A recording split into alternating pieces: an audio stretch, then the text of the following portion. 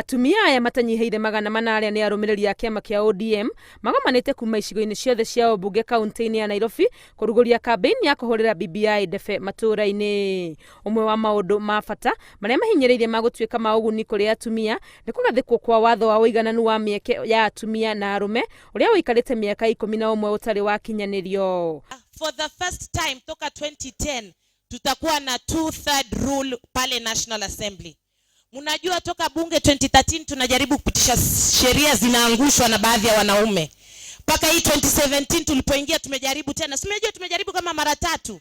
Kila masaa wanaangusha. Sasa BBI ina solve hiyo issue once and for all. Ni mahinyĩrĩirie ya Kenya gũkanyita BBI mbaru gwakinya nĩ hĩndĩ ya kura ya mawoni kuona nĩ kũrehe ũthii wa na mbere matũũra-inĩ na njĩra ya kuongerera mbeca thirikari-inĩ cia kaunti. Hii 35% itakuja katika kila kaunti. Itasaidia kila kaunti, mahospitali zitajengwa, barabara zitajengwa, na kama kuna good infrastructure biashara inaendelea. Kuma hage kudigeke kĩa atumia gĩgũkorwo gĩkĩrika matũũra-inĩ matiganĩte ma gũkũ kaunti ya Nairobi kũhũrĩra BBI ndebe kũrĩ mũingĩ nĩguo ĩgetĩkĩrĩka hĩndĩ ya kura ya mawoni. Ngĩribotera Inooro TV rĩtwa rĩakwa nĩ Wangui wa Mwangi.